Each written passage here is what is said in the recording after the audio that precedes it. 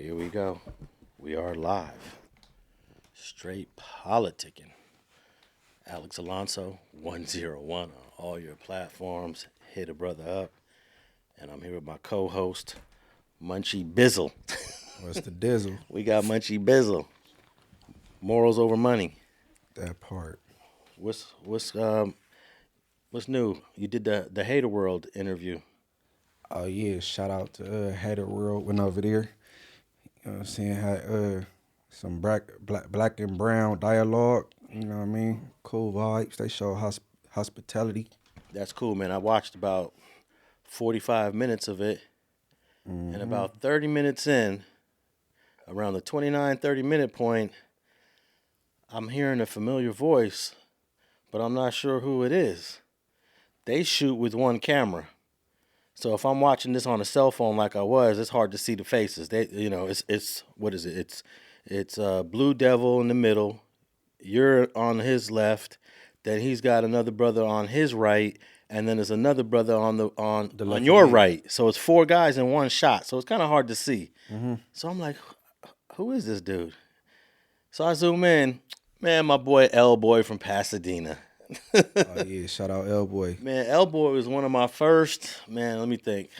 One of my first, when I came back to doing interviews in 2013, because I had took a hiatus, because I was doing them in back in the day before, and then I took a few year hiatus, and then I came back. 2013 was really when I came back with the YouTube channel. So all those interviews I did in 07, 08, the G-Actives, all of that really wasn't for YouTube. But in 2013, I started saying, all right, I'm about to work on YouTube. And L-Boy was one of my first interviews when I got on my YouTube tip in 2013. Oh yeah, no. shout out to him. I met him that day. I didn't know he did music, whatever. I'm about to go check it out. You know what I'm saying? Oh yeah, man. Let me see if I remember one of his albums. He slid me an album. I think it was called Gangsta Government. Gangsta Government. He had some bangers. He really did. I pulled up on him once for a video shoot for Cocaine Girl, I believe, and he had the SS Monte Carlo Super Sport in the driveway, and that's the classic. I think it was the '87 Super Sport L-Boy had in the driveway. I was like, okay, this guy, he knows what's up, even though he get his hustle on too though. He got the game trucks and all that. Yeah. So how'd that whole thing go? I didn't get to watch the whole thing, man. They did like 3 hours with you? It was a cool little minute. No, it was cool. We covered a couple subjects, you know what I mean? And the subject basically blacks. I use the word gatekeeping. It sound bad, but you know what I mean? I basically said you kind of got to coexist with black people. I heard that part. That was in the first 30 minutes. Right, you know what I'm saying? They disagreed, but then you explained it not from the fan base perspective, but from the production side, right? From the executive side, right? Because I know the Hispanic community, the ones that be buying it up. I ain't denying that. You know what I'm saying? We know that. Yeah, that's a fact. I go to YG shows and he got a big Mexican following. You know what I mean? So yeah, I know that. But we were just dialoguing. It was some good dialogue. You know what I mean? And whenever I go to the Dodgers game, I'm just always amazed at how much LA Mexicans love the Dodgers. If it wasn't for LA Mexicans, there would be no Dodgers, to keep it real. The market would be messed up. Oh, yeah. That stadium would not be filled up. That stadium's got to be more than 50% Mexican. You think all right, I think that's that they sport that they support the most. You know what I mean? I mean, they support soccer. They support baseball. They support all sports. Boxing. But I think baseball might be number one.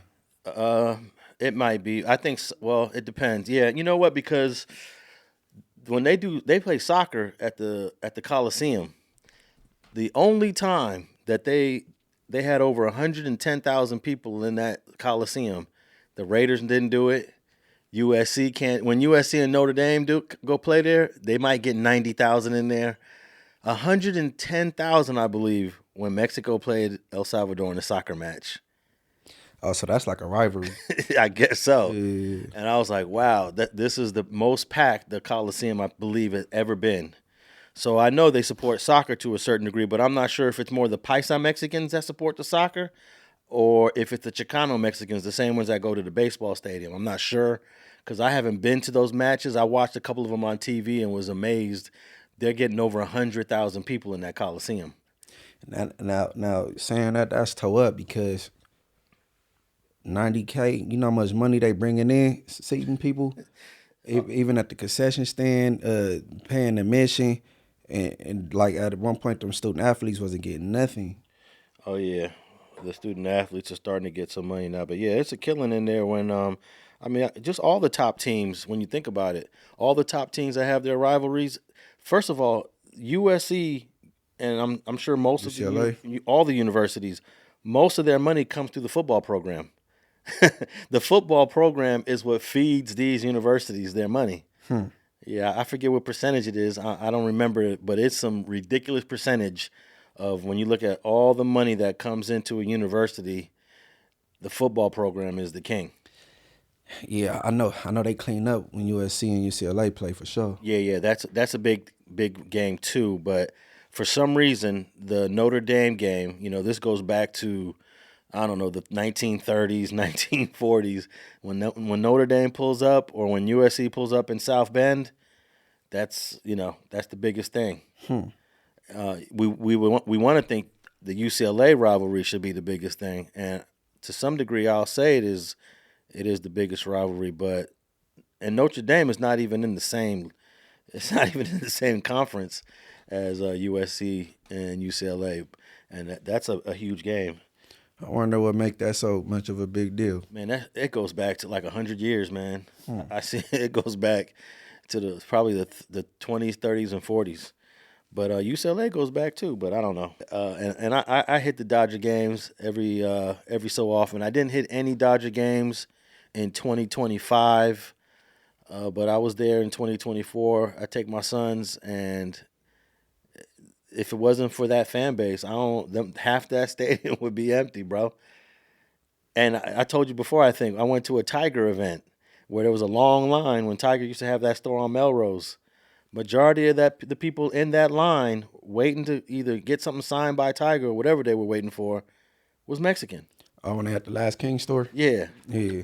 I know your boy T-Rell was up there that day. I was just shooting it because I was doing my H-Crown documentary. H-Crown told me, hey, he gave me some 411. They was having an event up there, so I decided to go up there and document it. But I was surprised that Tiger's got a huge Mexican fan base. Yeah, it's a lot of LA rappers do. Yeah. A lot of they love Ice Cube, man. They love Ice Cube, DJ Quick, YG, Tiger. They support. But that was my thing. I know everybody make it go around shit without the Hispanics buying up the music, then what? You know what I'm saying? So I'm aware of that. But I'm talking about participating and being a part of hip hop. You know what I'm saying? Yeah, I don't know if the gatekeepers is the right word because gatekeepers is considered a negative term. That's what I said. That means that if you're calling black folks the gatekeepers of hip hop, you're saying they're deliberately leaving people out. Nah, gatekeepers is like basically they're making the decisions on who comes in. Right. So that means you can come in, you can come in, you can come in, you can't come in. Right. That's negative. I don't know. I think if someone's talented, regardless of their race, and you've mentioned this before, Eazy E and other black producers will sign you if they like you. If they feel you got the talent, they're not going to shut you out. That's how we know about Kid Frost. Kid Frost is considered probably the godfather of Latino hip hop in LA. It's an expanding guy called in. He gave me some pushback on what I said regarding that, and he said he's the king of Chicano hip hop, and all these people like Kid Frost and them came after him. What's his name? Royalty. You ever heard of him? No. I didn't either to that day, but he called in. He gave me some pushback. The clip is circulating, like, you know what I'm saying. But I was giving him an ear because I mean, if I'm not versing in something, I'm gonna listen and give him an ear, but I'll still stand on, like, you know what I'm saying. No, Kid Frost was signed to Ruthless Records, bro. Yeah, this dude, he say he the king of Chicano rap. The accolades he got and them rappers that we name off, that's top tier Mexican rappers, they came after him. Pretty much everybody came after Kid Frost. Because Kid Frost was either 1988 or 89. I remember he had a video on MTV, and we used to rock that. It was a pretty dope song. This is for La Raza, Raza. I heard that. Yeah, I mean, I listened to that when it first came out, and boom, Ruthless Records. And back then, I didn't know that. I didn't know Ruthless was that active. I didn't know Eazy E was that active. Nah, Eazy E, yeah, he put his hands on his fingerprints on a couple people. But it says here also he was signed to Virgin Records. So Kid Frost? Yeah, Kid Frost was signed to Virgin Records. Before Ruthless? That's a tough one. But Eazy E also signed some other brothers too that were well known in the late '80s. So, But what's the name? You said Brownside? Yeah, Brownside. Brownside was a well known late '80s group. There was a guy recently. He got killed in Mexico. Man, it was a tragedy. He was a Brownside member. He was killed about maybe 4 years ago. So Toker from Brownside. But yeah, Brownside is another group. I don't think Lil Rob though was signed to any black artists. That dude came out in the early 2000s and had probably one of the biggest bangers to this day. You know. Cypress Hill, who's that signed to? Oh, Cypress Hill. Who'd they come up under? Let's look it up. Cypress Hill was the shit back then. Mm-hmm. But you think that today most rappers have to have a black cosign? I mean, most Latino rappers have to have a black cosign if they want to go mainstream. If you want to go mainstream, I think like you want to be commercial with it. You know what I mean? Yeah, it says here that Cypress Hill was signed to Rough House Records. It was founded in '89. That's the same year they came out by Chris Schwartz. So that's a Jewish name. So, and then Eazy E eventually sold a big chunk of Ruthless Records to a Jewish guy. The Jewish people they be sitting at the distance watching all this and seeing what's popping, and then they come in and they come in like that bird. What's that bird that come in? A vulture. They come in like a vulture. And buy everything up. Yeah, I heard that's where the term culture vulture is supposed to come from. Not sure. Don't want to get jumped by the listeners. Oh, like the history of that probably comes from the music business? Right. That's what I hear. I wouldn't be shocked if that's where the definition of that term is from. Because they do have that reputation of watching what's going on the sideline and then coming in when they see what's popping. But what's wrong with that? You know what I mean? Culture vulture got a stigma to it, but I don't think there's as much wrong to it on the surface, but it all depends on that business relationship. I mean, Eazy E's definitely benefited, but when you look back at it, I think he undersold his company. Jerry Heller, I think, gave Eazy E either 10 or 12 million for Ruthless Records, and looking back at it now, man, Ruthless Records was worth way more than $10 million. I thought his wife owned it. Well, I think he kept Eazy E as either a president or part. He kept Eazy E with the business. Partner. Yeah, right. He didn't buy Eazy E completely out. Mm-hmm. But when you look at the amount that Jerry Heller gave Eazy, you would think, oh yeah, that is a lot of money. Shoot, I could be set for life with $10 million. But in hindsight, I think he could have got a bit more than that from Jerry Heller. Bone Thugs. He discovered Bone Thugs. Right. No, Eazy did it up back then, man. But all of the best Latino rappers out now are usually collaborate with black rappers. Or they they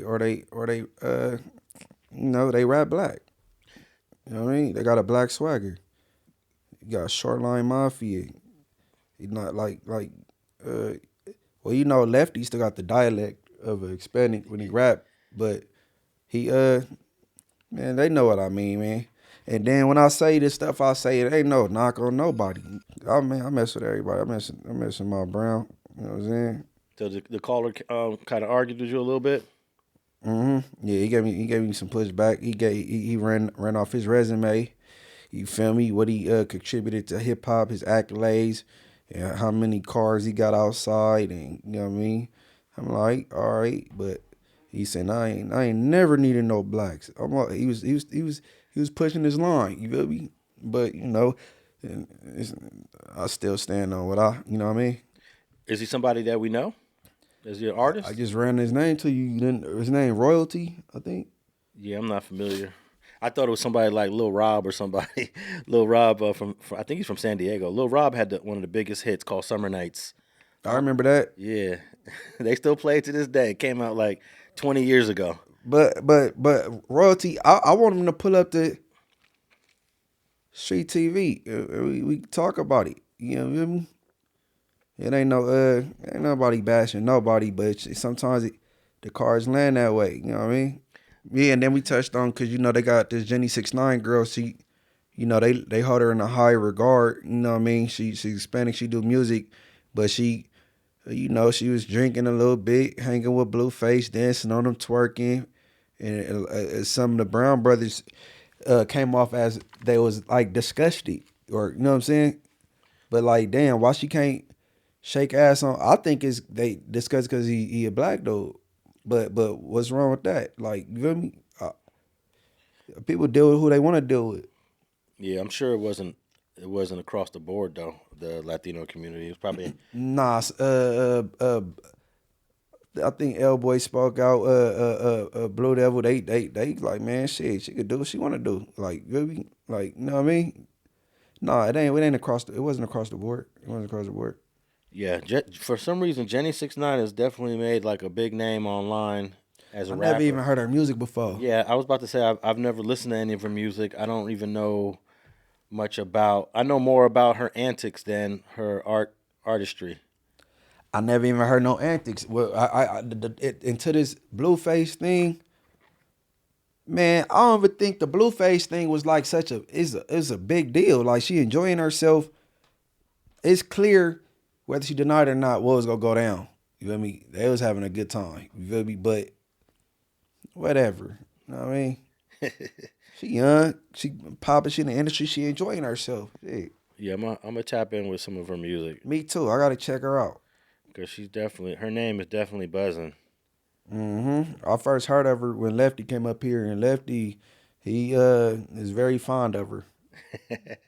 Yeah, I watched it. She got a YouTube channel. I've seen a couple of her videos, but I haven't really tapped in with the music. But I will. But I do listen to. Hey, Lefty got a few bangers. I still listen to that one he's got with. I like the song you got with RJ. Yeah, RJ. And the video too. The video's dope. That was a good production. Yeah, and he's got a couple other ones that I like too. I haven't really heard anything from him in the last couple months though. He's been quiet, like in terms of interviews and getting on. I mess with Lefty, but my only advice to Lefty on interviews, you just gotta stay away from certain subjects.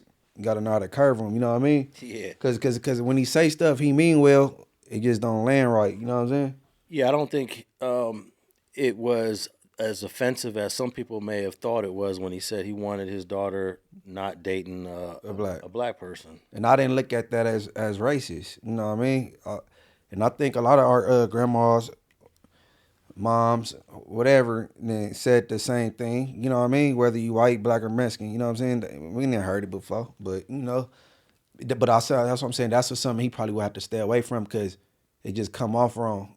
I don't think he know how to really deliver what he was trying to say, you know what I'm saying? And everybody ran with it, you know what I mean? Yeah, because it could be that also he's sometimes not in his full capacity of comprehension because he may be inebriated or under the influence of something. So that makes it kind of difficult too to come off a certain kind of way. No, I mess with Lefty though, man. And I could tell he genuine and he ain't got no disdain for no different race or nothing like that in his heart, you know what I'm saying? Yeah, and that's coming from a guy that grew up in Baldwin Park, and there's really not too many black folks out there to begin with. Right. It's not like he grew up in Compton or on the East Side or in Inglewood, Right. where you are interfacing with black folks every day. He's integrated to schools and all that. Yeah, You know what I mean? he's from Baldwin Park. That's a whole different type of upbringing over there. Right. But you know what it is? I think the internet and the music, even though you're not living in South LA, Compton, Watts, Inglewood, you still get a little bit of the experience because everything's now online. Everything is on social media. And you could just get in someone's DM and say, hey, I want to holler, or I want to collab or something. You know, the distance between here and Baldwin Park is nothing to the way it was maybe 20 years ago. Baldwin Park was like far, like way away. Now it ain't nothing. You know, it's a hop, skip, and a jump from where we're sitting at right now. Even though I could tell you I've probably been to Baldwin Park 0 times in my life, you know. If I have, I probably forgot. It's just down to 10 a ways. But all right, man. Man, you know the top story this week, and we're probably gonna be hearing about this for the next couple of weeks, is a shooting in Stockton, California. I've been hearing a lot about that. Which is Stockton. I'm trying to think. Yeah. Stockton is just north of LA County, or north of Fresno. I believe it's north of Fresno. You ain't been up there? Never. I heard about. I've been hearing about Stockton for a minute now, but then they starting to have some rappers making noise out that way. You know what I mean? I don't think they really had no presence as far as the music until the last couple of years. But you know. Well, if you take a drive up, you know, California's Central Valley, you're going to pass through Stockton. If you go to Sacramento, if you're going to Sacramento, you're going to pass through Stockton if you're driving. It's north of Modesto, way north of Fresno. And I drove through there a couple times because it's not too far from a lot of most of all the prisons are around Sacramento, Bay Area, Central Valley. And you're gonna pass through them, and let's see. It looks like it's about a couple hours north of Fresno, and Fresno is probably a couple hours north of LA. So you get an idea of how far Stockton is. But if you're in the Bay Area, Stockton is probably less than an hour away. That's my guess. Looking here on the map. Yeah, it's just west of San Francisco. I'm sorry, east of San Francisco. If you go west of San Francisco, you're gonna be in the ocean. It's So you been to Stockton before? I drove through there. I've never had to go to Stockton, but definitely drove through. I've drove through all these towns, man. I don't know if I stopped there to use the bathroom or get something to eat. I've been through these towns. These towns, when I stop off and get something to eat, I always ask the cashier if I'm buying something, where am I right now? Especially if it's at night, you don't know where you're pulling off to get something to eat. And they'll say, "Oh yeah, you're in this is Modesto." Oh, okay, cool.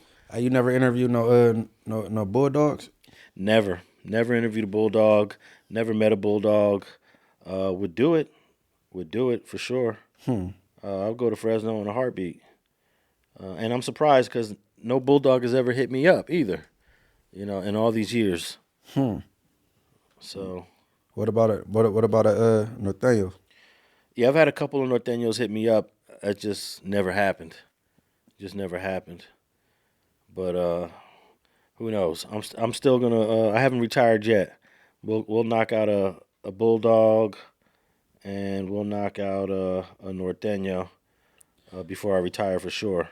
I've been in prison with bulldogs. I've been in prison with the Southsiders. I've never been in prison with the Norteños or whatever. But the bulldogs, they different. Yeah, man. They different. They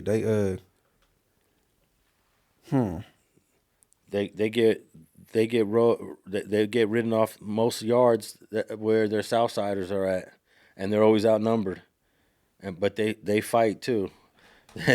they fight 20 to 200. I'm gonna say the Bulldogs is a lawless gang. They do the F they want to do. Man, I have a interesting bulldog story about when they decided to get along with the Sureños in Solano. I think it was Solano. I bet that didn't last long. And the guy that was running the Southsiders on that yard said, all right, these are your phones to use, and these are our phones. And he divided them up pretty fairly. I think he gave the Fresno Bulldogs like 4 phones, and the Southsiders had like, 10 or 12 because there's way more of them. Majority. Yeah. Right. And Makes sense. they got to just abusing the phones.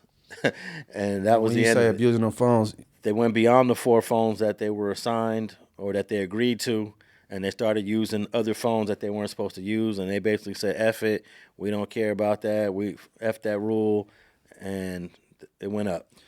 like I said, I don't know if I used it right, but a lawless gang, they ain't following no directions, bro. They, hey, look, when I was in Wasco on C Yard and I was in the building with the Bulldogs, bro, I'm young, so it don't bother me. But if you like one of them old dudes, like there's a black trying to get sleep at night, or you don't really want to jail with the Bulldogs. They bark, hoo hoo hoo. They barking. They, you feel me? Versus the Southsiders, they got more structure. You have a Southsider that'll say very, very calmly, homies, we don't quiet, and they get quiet. Bulldogs ain't going for that shit. And Wasco is actually on this same highway if you're gonna go from LA to Fresno, that's the same highway that Wasco's on. Or if you're gonna go from Fresno to Stockton, that's the same highway that Wasco's on. I want to know how did these Southerners and these Northanians get so much dislike for each other and y'all not near each other? It started in prison.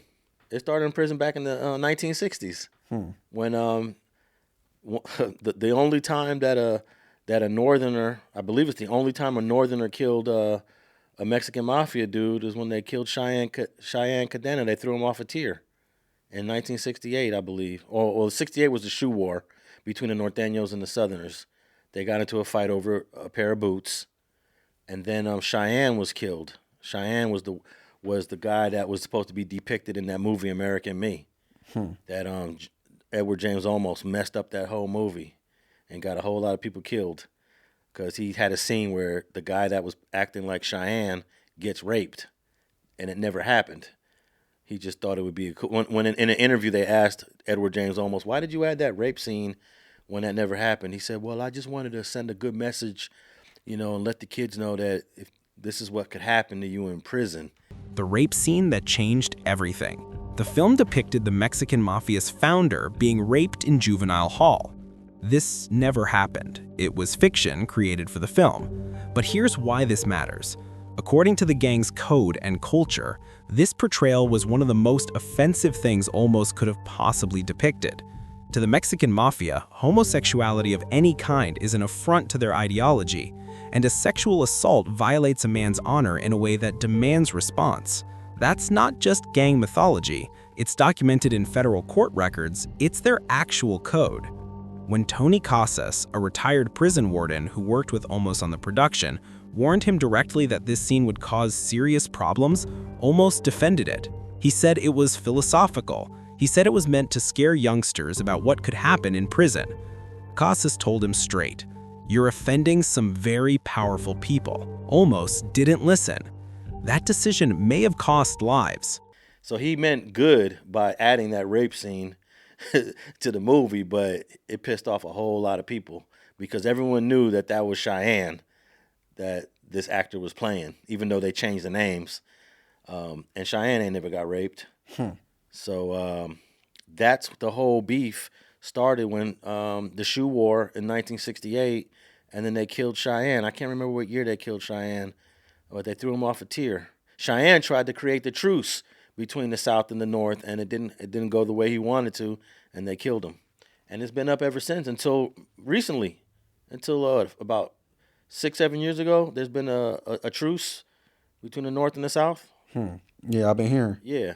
So this goes back to the 60s all the way up until, let's say, the late 20-teens, early 2020s is when these truce talks were in effect. So what's that, 50 years of beefing? Sheesh. 50 years of beefing. But yeah, it started in prison.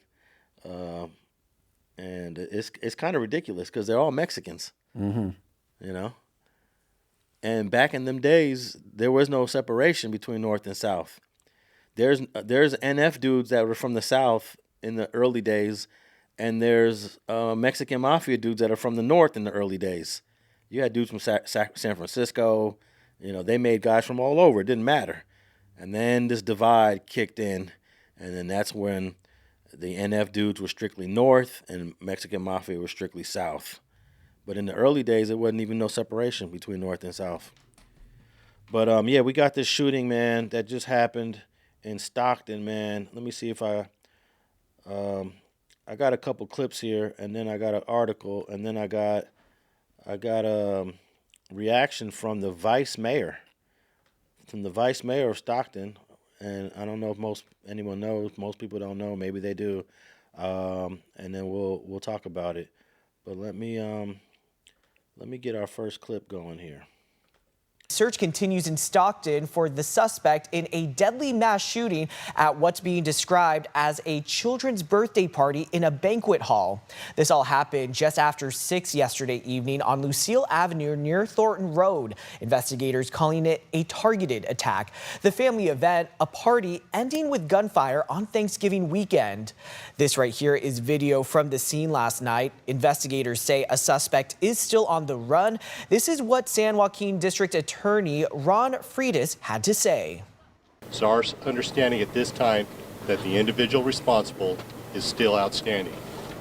If you have any information as to this individual, reach out immediately. And if you are this individual, turn yourself in immediately. Now that's from the actual night of the shooting. And as of right now, the manhunt is still underway.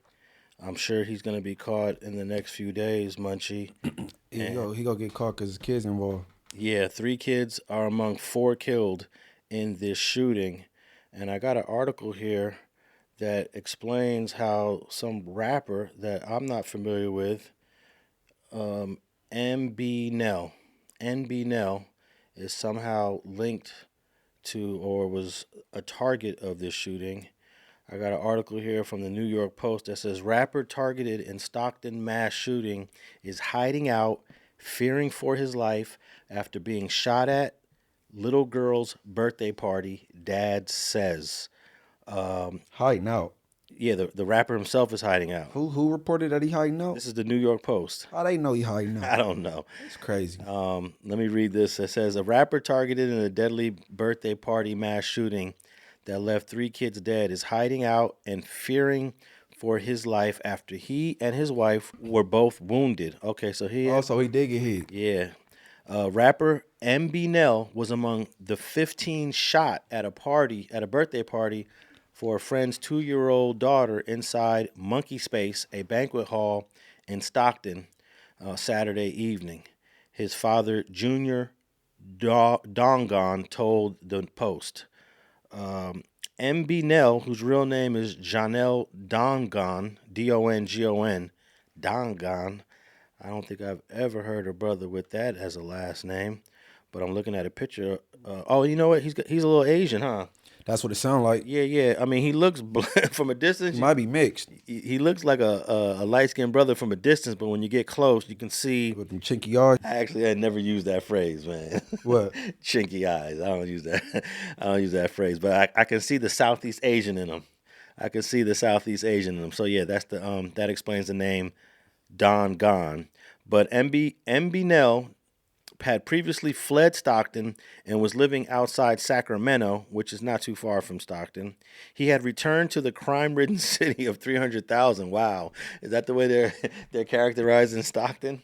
He had returned. What were you going to say? Yeah, no. I heard Stockton is kind of like it go up. It's, you know what I'm saying? It don't get that much, it don't get talked about that much, but I heard Stockton, the crime rate is up. Yeah, but to just, as a writer, to call the city the crime-ridden city, that's pretty devious. But he had returned to the crime-ridden city of 300,000 people to meet with his rapper pals at the birthday party, his dad said. Oh, wow, so that's somebody Had to get a drop. provided that info. Or they looked on social media. Or yeah, we don't know how they did if he was doing that, but it sounded like he wouldn't have done nothing dumb like that if he was hiding out. He was already hiding out before this shooting even happened, according to this article. But we don't know how accurate this is. But so he comes back. The article says he comes back to hook up with his rapper pals at the birthday party. His dad said so. They're interviewing the dad, and there's a picture here of the dad, and the dad looks very Asian. So. And then this article ends right there, saying that he came to the party, and I guess somebody found out he was going to be at the party. Somebody sent the word, light the place up. Huh. Yeah, they had a for sure drop that he was going to be there, and it sounded like they got out on foot because they hit him and his wife. So, like, but damn, and that said 15 people was shot. I thought it was reported it was 10, so it's 15, and 4 people out of 15 got unalived. Sheesh. Actually, this article continues. Man, these articles I'm reading, by the way, they're full of ads. You got to scroll past the ads. So the next part of it says he just came to drop off a present at his friend's party whose daughter was the celebrant, Junior Dongon said. He was shot, but he's okay. He called me and he said, "Don't say anything to anybody," the son continued. The Stockton-based rapper moved out He said don't say nothing to anybody, and we reading the statement that he said that. That's crazy. Yeah. And then Dad goes on to do an interview with the Post. Dad tripping. Yeah, the Stockton-based rapper moved out the area 2 years ago because he feared for his safety, including an incident where other thugs shot 22 bullets at his parents' house a few years ago. Dongon recalled. My daughter-in-law was hit in the butt, the father continued. We were worried. I'm worried about my wife, but I can't do anything about it. 3 children and 1 adult were killed in the shooting, where Stockton Mayor Christina Fugazi said was related to gang violence. So that's from the New York Post. Hey, look, Dad is a square, and you reporting to these people that your son was scared or whatever, and he hiding out. Like, why did you? Yeah, the son might not like this article, huh? Then he said don't say nothing, and then you say you could do the complete opposite. Like, you just did a whole interview with the press, but I don't think he hiding out. He is lit in your city, and you got the money to move, you gonna move. I don't think he was hiding out. Dad put it kind of like, you know what I'm saying? But he did a Boosie, right? Right. Most people, they get some money and move. You know what I mean? But man, you gotta get your man, bro. You don't put everybody in jeopardy like that. And 3 kids get unalived. You know what I'm saying? On some. That's a kid birthday party, bro. But you know what it was? He doesn't live in Stockton, and they know he hasn't been in Stockton in over So they 2 gotta years. get it while they can. Man, they said, hey, whatever it takes, it takes, get him. Whatever it takes, get him. Sound like they had a switch on that gun. It reminds me of the 1997 Maxon massacre in El Monte, where they were trying to find this guy named Dito Marino. He was on the hit list for quite a while, and they found him, and not only did they kill Dito, they killed his whole family and 2 kids. And the guys that were part of that hit, one of them was murdered as soon as he got to the yard at San Quentin, because that's not what the hit was supposed to include. But they was like, hey, we found him. We had to do what we had to do. And one of the dudes got murdered in prison. Okay. Even though we know that's wrong to wipe out the complete family though, but how do you know these people that you sent on the hit is feeling like they don't want to leave no witnesses? They freedom is at stake. You know what I'm saying? Yeah, but I mean, one of the kids was like 5 or 6 years old. You know, that's pretty. I don't think that's inexcusable. I agree. And you know what's crazy? Taekwon Cox did a similar hit, or was convicted of a similar hit. Right. Back in 1984. Little Fee, and he didn't really receive any sort of negative stigma while in prison for. Man, that was the wrong house. It was the wrong house, but you killed a grandmother, I believe the grandmother's daughter, which was an adult, and then 2 kids. And it wasn't looked at in a negative way. If Taekwon Cox, Lil Fee, was Mexican, he would have got hit. He would have got hit, you know. And whoever these dudes are in this shooting, I don't know what race the assailants are, but if they're Latino, they're in trouble if they go to prison. I haven't heard of NBMel into this incident, but it sounds like he got he on the top of the op list. He didn't put in some work, and it was a must do. You gotta, like, you know what I'm saying, like, we gotta get it done now, or they wasn't gonna miss the opportunity. You know what I'm saying? Yeah. It was like one of them type get ups. It seemed like, man, but bro, you still get your man, bro. You don't like put out kids in jeopardy, and you know what I'm saying? I could imagine the dudes went in there and everyone started running and scattering, and while they're trying to shoot NBMell, they're hitting other people. They're hitting other people inadvertently, accidentally. They didn't give a F. NBMell. I'm almost certain that everyone else that got hit, that was accidental. Mm-hmm. You know, they were going for NBMell, and NBMell was probably running, ducking, diving. You know, trying to save his life, and in the process, everybody else is getting hit. I got another clip here from a press conference, clip number 2. This is Thanksgiving weekend. This is when families come together, celebrate, share memories, give each other love. And unfortunately tonight, heaven is a little bigger with the individuals, children and adults that unfortunately do not make it. In an emotional statement, Stockton Mayor Christina Fugazi offered her support to her community following a shooting at a banquet hall near Lucille Avenue Saturday night. San Joaquin County Sheriff's Office spokeswoman Heather Brent sharing that 14 people were shot, 4 of them killed, including children. It is unfathomable that there are young children who are harmed, that there is anybody who is harmed in this, and our hearts go out to those victims, to their families, and to our community. That's the mayor. I never heard of a person whose name was actually Fugazi. Yeah, you know, the slang for that is like, you know what I mean? Yeah, it means fake. Right. I wonder if that word actually means fake in Italian, Fugazi. But that's the mayor, and the other person was a police officer. And I got another clip here from coming out of Stockton, clip number 3. Multiple agencies and city leaders are vowing to seek justice for the victims who were shot at a family gathering.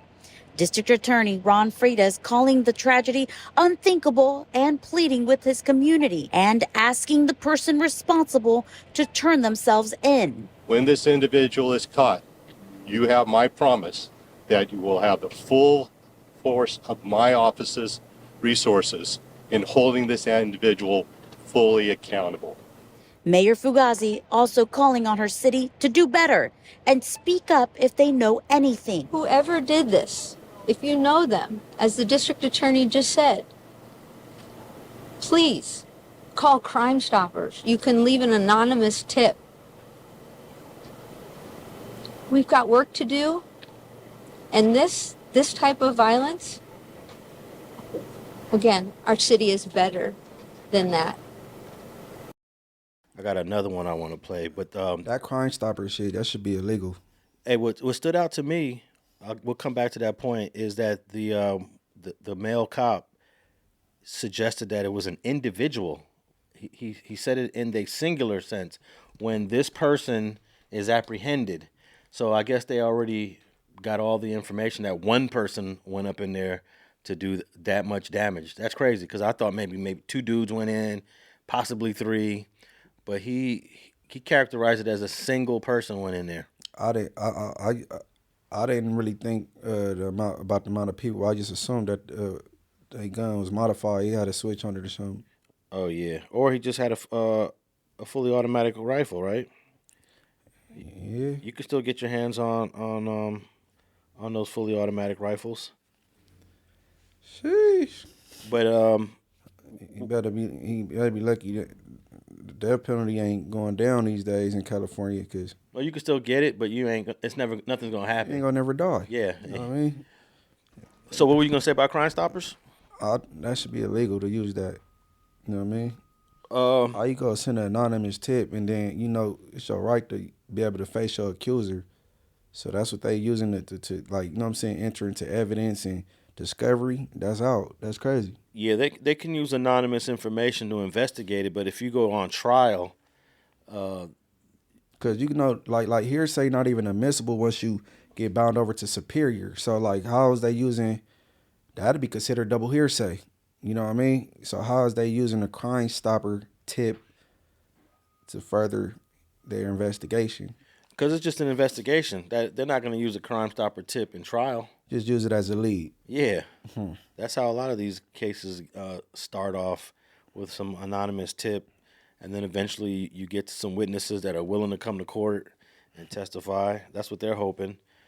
But what do you think this guy's gonna do? Turn himself in, or just wait to get caught, or he's gonna shoot it out, or we're gonna find out he domed himself? We're gonna find him in the bathroom somewhere. He's somewhere hiding. He ain't about to turn himself in. You turning yourself into a life sentence. Yeah, You ain't never coming home, bro. but there's a good chance that once you're in the corner by the police, they're gonna kill you. You know, if you want to survive, it's good to call your lawyer and say, I want to turn myself in peacefully. You don't want to get apprehended by them. You know, If you want to turn yourself and go to the grocery store and then have them come get you out of aisle 5 or off aisle 5 or something, because they ain't gonna do all that shooting in the grocery store because they will kill you. But like Eric Holder did. He walked them to that medical center, and then he told them people who he was, and then but that it wasn't gonna be no manhunt for Eric Holder. This hit different. This is a mass shooting, and kids was unalive. You know what I mean? yeah. But Eric Holder turned himself in 2 days later, so he didn't really. There was no chance for a manhunt. I don't think he felt his safety was at. He tried to turn himself into a mental institution so he could have a better fight. Yeah, but he didn't. He never was a part of that mental institution. He just went there and got arrested. He got documentation that being in mental institutions in the past. Yeah, that's correct. But that particular place had nothing to do with any of his previous care. I thought he kind of picked that place just because he knew that he wouldn't get shot and killed by I don't think it matter which one he went to. But he didn't want to get. I believe he didn't want to get shot and killed by the police. He knew that, once you're armed and dangerous, anytime they put the armed and dangerous on you, and your face is on the news, I don't even know if they have a face for this guy. I haven't seen. Let me ask you something. So as far as this Eric Holder situation, you think the police actually cared? They not gonna take it as serious as a cop killer, or you know what I'm saying? Well, they care about their own lives. If you're armed and dangerous, and they already know you pulled out 2 straps and domed a rapper in broad daylight, they're not taking chances with you. They'll shoot you in a second, and they'll easily get away with it. There's no if they killed Eric Holder, nobody would be tripping on those police, right? Nobody would be tripping. They could say, look, he was armed and dangerous. We saw it was a bulge in his pants, and a lot of those cops are waiting for their first kill. I saw this one thing about how they congratulate each other and high five each other in the lockers when you get your first kill. I'm like, that's barbaric. Horrible. Yeah. So Eric Holder would have been a perfect person to kill as a police officer. He's wanted. He's on the run. He just murdered someone in broad daylight. Who else is he going to murder? They always put that out there. He's dangerous. He'll probably kill again. And I think somebody talked to Eric, said, man, turn yourself in. He didn't know where to go. Yeah, he He got didn't know where to go. Well, nobody dealing with that. You not coming over here. You know what I mean? Everybody shutting their door on you. He had no choice but to turn himself in. You know what I mean? He got to hang out with that girl one last day. I think he got to smoke some weed, and then that was it. Probably hit one more time. And that was it. But, hey, that mayor of Stockton that we heard on clip number 2, she doesn't get along with the vice mayor of Stockton. Now, we don't have vice mayor here in L.A., so this whole vice mayor thing is kind of new to me. But the vice mayor is somebody that we all know. And let me play a clip of the vice mayor talking about how he felt about this Stockton shooting. Let's play the vice mayor. Let me see. Let me pull up the clip right now. Never been gangster to kill kids. Never. It's never been gangster to kill kids. You went in a birthday party and shot people's children. So I know we're here. We want, if I could just, parents brought their children out and they left with medical examiners. That is not human. That is not human. And I will say to those who are thinking of retaliation, when my brother got murdered, I thought about it too. It's human to want to hurt people who hurt people you love. But I had a choice to make, and I hope that the people out there in our community make the right choice and contact law enforcement, call me, call the mayor, call whoever you know, call the pastors, call your friend, turn yourself in. Because at some point, the redemption for what you did is gonna happen when you see the person that created you. But you can start that process by turning yourself in and doing the right thing today. And you recognize that voice? Yeah. That's Jason Lee, y'all. And I bet you didn't nobody know that either. I didn't know he was the vice mayor of Stockton. Because you ain't gonna find nobody that's into media the way he is, like, you know what I'm saying, doing the podcast thing, and then they in the politics. You know what I mean? Yeah, I did hear about him running for mayor, and somehow he ended up as the vice mayor. But while I was doing research on this shooting, I saw a clip where the mayor, Ms. Fugazi, and the vice mayor, Jason Lee, they don't get along. Questions of transparency and dysfunction within Stockton city leadership. A planned special meeting surrounding the use of public funds is abruptly canceled, all while the mayor and vice mayor continue to feud. Yeah, Marley, just 2 days after Stockton Mayor Christina Fugazi announced she's starting an ad hoc committee to hold Vice Mayor Jason Lee accountable with a litany of accusations. Vice Mayor Lee was originally planning on holding a special meeting tonight to hold Mayor Fugazi accountable. However, that meeting tonight never happened.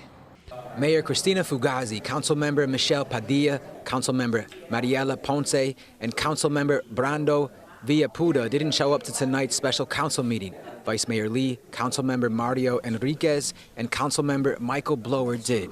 All of us took an oath to represent the people of this community with integrity and respect and transparency, and most importantly, accountability. And the fact that we didn't show up and the public did speaks volumes. The agenda on tonight's item, Vice Mayor Lee is raising concerns for misuse of funds and an alleged unauthorized letter of commitment sent by the former interim city manager to the state of California, pledging more than allegedly $800,000 in matching public funds for a grant application. Vice Mayor Lee says the letter was sent without city council approval or public discussion.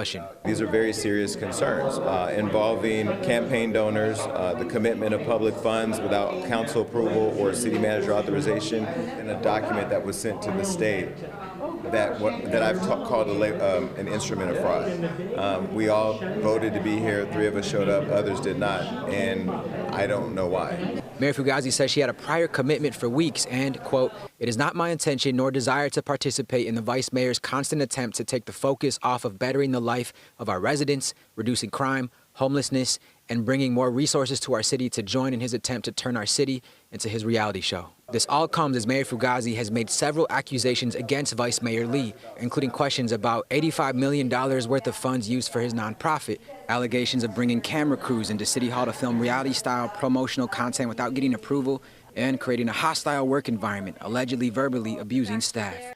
So I don't know what that's over. I didn't get to really... Good guess. I mean, he gay. You know what I mean? So, like, gay people be real, you know, catty and get into other females, and you know what I mean? Yeah, but this is Jason Lee's hometown. And he said his brother was murdered. Yeah. All right, man. I don't want to spend too much on that. We went pretty far on this. I want to give an update to a last week's episode where we talked about Maria De La Rosa. She was the girl that was sitting in the car up in Bryant Street in Northridge, and I believe it was 2 people approached the car, shot it up, and killed her and injured the other 2 that were sitting in the car. Right. Hey, man, this is quick work. Apparently, they've arrested 3 people, even though the initial report was two gunmen or 2 people went up to the car. But according to this article, 3 men charged in shooting death of rising Latin singer De La Rosa. She only goes by the name De La Rosa, but her whole name is Maria De La Rosa. And we showed her Instagram page last week, and she got a lot of hot pictures on her account. But prosecutors charged 3 men Wednesday with murder in the death of 22-year-old Maria De La Rosa, who was shot over the weekend while sitting in a parked car. De La Rosa, a Latin artist who performs under the name De La Rosa, was with 2 other people Saturday morning in the neighborhood of Northridge when 3 men came up to the car and demanded money, prosecutors said. Then prosecutors said they fired multiple rounds, hitting all 3 occupants. So it sounds like they're calling this a robbery now. Murder robbery. De La Rosa later died at the hospital. The 2 other victims suffered critical injuries. This was a ruthless and targeted attack that stole the life of a young woman and artist and inflicted profound lifelong trauma on her family and 2 survivors, the DA said. 27-year-old man was arrested the same day, and another 27-year-old man was arrested the next day, and an arrest warrant had been issued on the 3rd man, 21-year-old.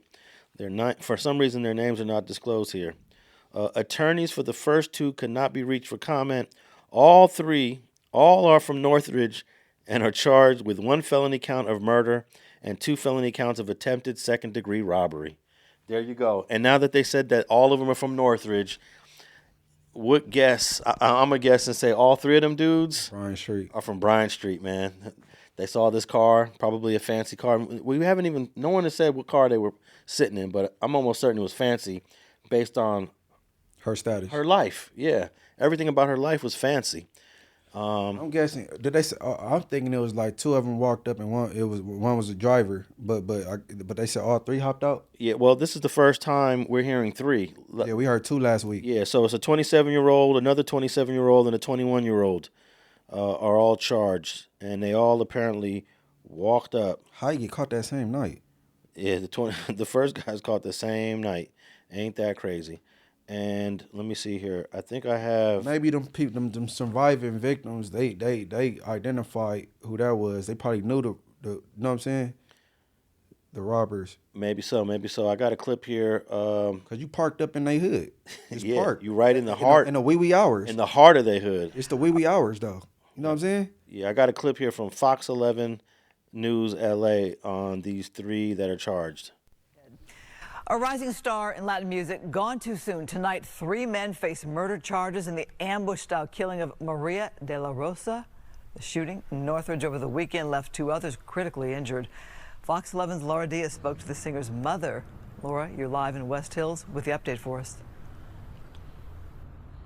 Yes, Christine, a family is closer to justice tonight after 2 alleged killers are caught. A 3rd suspect in that killing remains at large. But as you just mentioned, I spoke to the mother of the deceased earlier this evening, and as you can imagine, she is heartbroken. I want to people know, like, she was like a good soul, good person. Beautiful daughter, beautiful person, incredible and like super nice. A grieving mother recalls her beautiful daughter, singer-influencer Maria De La Rosa. The 22-year-old was fatally shot in what prosecutors are calling an ambush-style robbery November 22nd in Northridge. Maria was known professionally as De La Rosa. The young artist was a rising star with her flowing hair and soulful brown eyes, but her life was brutally taken. Prosecutors say the young woman was sitting with 2 others in a parked car when a trio of assailants demanded money and then opened fire. All 3 in the car were struck. De La Rosa died later. Wednesday afternoon, friends and family continued to gather at the family home. Flowers, candles, and pictures of the late singer adorn the house. Grief is everywhere. So far, as I just mentioned, those 2 arrests have been made. The family wants justice and for their daughter to be remembered for the wonderful person and talent she was.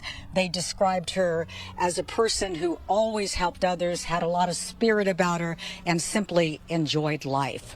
All right. So this news clip was produced before the third person was arrested.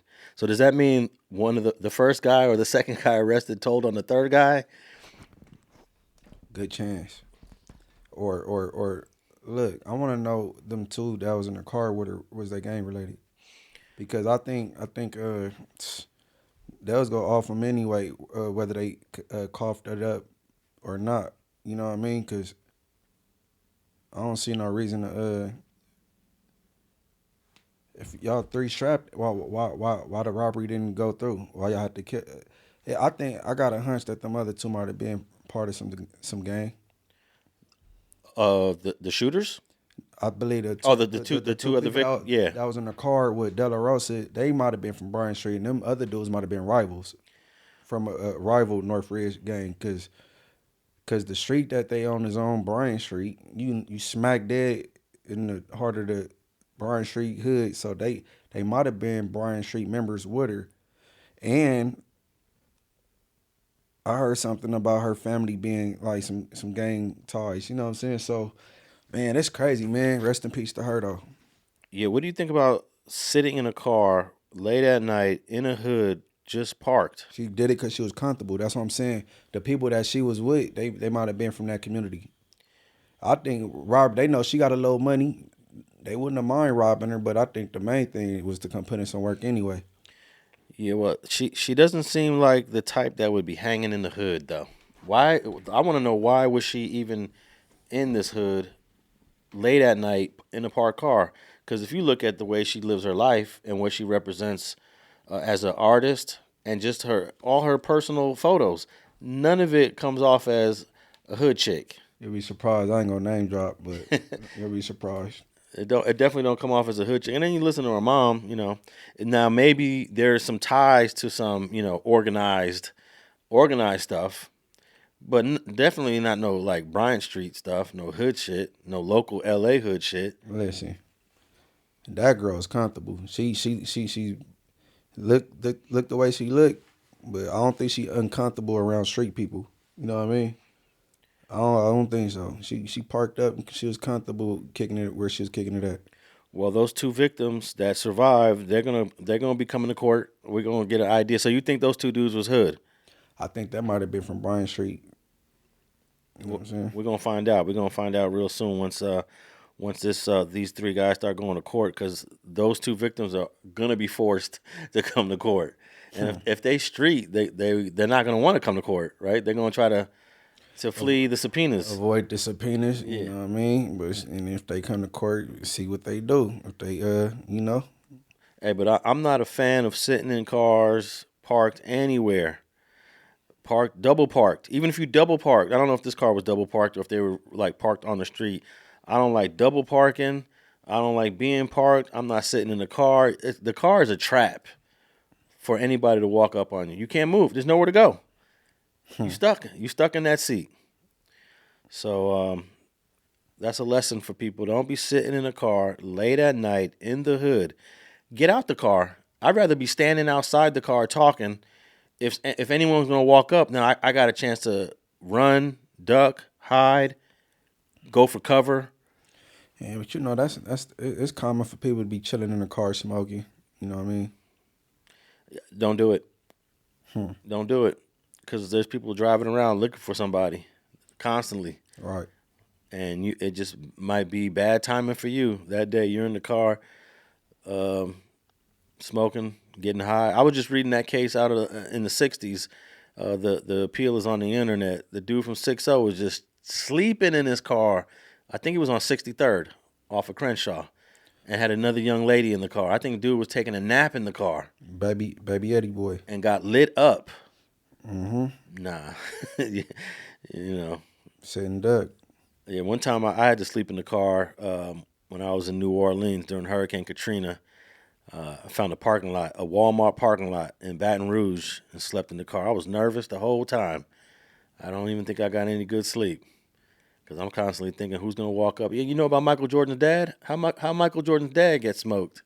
Pulling over on one of them highways or something like that. Take a nap. Mm-hmm. Somebody came to rob him. Man, yeah, man. I I don't know, man. When I sit in cars, I be chilling, man. Turn this interior light off. You know what I mean? All that, like, I don't know, man. I'm not sitting in the car in Compton. That's for damn sure. Late at night. Ain't gonna happen. Yeah, it's been a gang of instances with the same type of scenario. Sitting in the car. Yeah. It's happened too many times, man. Right. You know, we all take that chance. I've taken that chance several times, but I hate doing it. Even right here, when I pull up, sometimes I don't have the remote control to the gate to pull in, and I gotta call somebody to come down. I'm like, hurry up, come down here. I've already been waiting 30 seconds because anything could happen. Somebody could be waiting for me just to pull up at the gate, and I'm sitting there for 30 seconds waiting for them to open the gate for me. Yeah, man, I done been through so much. I done seen and been a part of so many scenarios where I done been on the bad end of it. Yeah, man, you gotta move with precaution, man. Yeah, man. I heard you tell the story on Hater World about your car-to-car situation. That's almost impossible to avoid, though. If someone trying to get you car-to-car, man, yeah, that's a tough one to avoid. Yeah, the stoplight. You know what I mean? But you all it, man. I mean, hey, like I said, subscribe to StreetTV, not the streets. Don't. You know what I mean? Don't. But she didn't ask for this, man. That's toe up. Nah, it was late at night too. I remember the time from last week, but it was something like 1:30. Yeah, it was the wee hours. That's what I'm saying. She was comfortable where she was at. Yeah. You know what I'm saying? Well, I think the dudes that walked up on the car might have been Bryant Street and looked at Maria De La Rosa and whoever was in that car as outsiders. I'm looking at it the opposite way you looking at it. But in due time, we'll find out. And on that note, we will wrap up Straight Politicking, episode 70, man. 70. Getting up there. 70. I just thought of the Menlos because they want to push 70. There's no other 70, right? Compton Video 70. Oh, yeah, the 70s. Mm-hmm. 70s, they go way back to the 1971, 70-71. Yeah, CV70. They got like 3 different sets in Compton. They're scattered around. They're not one hood. They got like 3 separate sections. I didn't know that. Yeah. They're not continuous. They got this. I think the original is over there by where the looters are. Mm-hmm. But then they got a whole nother little hood, I think, over by where the high school's at. Yeah. And then, Compton High? Yeah, and then they got another one on another part. So I didn't know that. I spent a lot of time in Compton too. Yeah, so they've been out for 50 years. But, they're not the oldest set in Compton, even though they've been out for 50 plus years. Who you say the oldest is? Oh, man, that's a tough one. There's a debate on that right now. No one really knows. 155? 155 is in the conversation. Is in that conversation as one of the oldest for sure. Right. And then you got CV3 is in that conversation, and then Largo's in the conversation, and then Tortilla Flats. Yeah, the Flats have been there for a long time. So, but it's definitely not. It's not CV70. They definitely came out in around 1970, 71. But yeah, Compton got more gang history than the Bloods and the Crips do. I mean, the Compton Vadio's got more gang history in Compton. Man, it was a staff name, last name Gontas, that worked when I was at camp. He worked at Camp Smith, and he did not like me for some reason. I'm gonna tell a story on my channel though, man. That dude, I don't know what I did to him. Well, he was from Compton? Yeah, he's from 7-0, but he worked at the camp, and his last name was Gontas. Bet you they'd be in the comments. They don't know who he is. Oh, so he was like a former trying to help out the kids, giving back? Man, he's just a gangbanger with a job. He's a probation staff at Camp Smith back in the 06. And he had, I don't know, he used to be on me. CV70s. They used to hang tough with the looters. Mm-hmm. That don't exist anymore. The looters and the CV70s. I wonder if the newer CV70s know that history or ever heard of that history, or their older vatos don't even want to talk about that history. Yeah, one of the big dogs from Looters Park got 7-0 tatted. Yeah, I heard a few of them got it from that generation, from their first generation. Right. Yeah, the looters is like really even though Piru started on the west side of Compton, the looters were really the ones that kind of pushed that brand harder than anyone back in the early 70s, you know. I'll say the West. Piru Street Boys. Yeah, the Piru Street Boys, you know, they were doing their thing, but the looters, as an individual entity, they pushing their line. As far as Piru, the first Piru to be killed was Clifford Ray. He was from looters. He got stabbed to death in 1973. So the first violence that came to Piru was looters, and then then bartender got killed. He was also from the east. So those two, Clifford Ray and bartender, they were the ones frontlining in 70. I'll say 72, 73, 74. You know, they were coming up dead. You know, I think the Santanas were doing their thing. You know, who were the West Side Pirus fighting in the early 70s? Carver. Oh, yeah, you got Carver. But the Carvers was also dealing with the bounty hunters, too. You know? Dealing with them green jackets. Yeah, it was, but Santanas was really, they was on the Pirus. That's all they had. That's all they fought against in the early 70s. That was called something else then, though, right? Well, the Oak Park and Businessmen? Right. Yeah, but they merged them together, and yeah, it was Oak Park and Businessmen. Definitely. And then it got merged in 78 when Bullet got killed. When Bullet got killed, they merged it. Bullet was trying to merge it, I believe, all along. And then when he died, they just did it and became Santana Block. All right, man. Morals over money? Subscribe. Like, hype, and subscribe. You know what I'm saying? Morals over money. Yeah, the hype is only on mobile, though. I can't find the hype button on the computer. Go ahead, hype that thing, man. Get 3 hypes a week, man. Go ahead, hype me up, man. Morals over money. And hype any of our Street TV videos if you so desire. And we are on all platforms, Spotify, iHeart, and Apple. Leave us a rating and review. Leave us a comment, and we out.